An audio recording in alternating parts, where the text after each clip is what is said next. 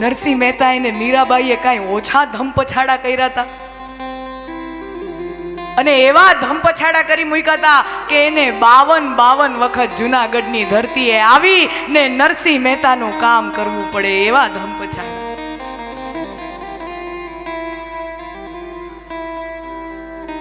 કુંવરબાઈ નરસિંહ મહેતાના દીકરી, માતા એની ગુજરી ગઈ છે, નરસિંહ મહેતાના પત્ની ગુજરી ગયા છે,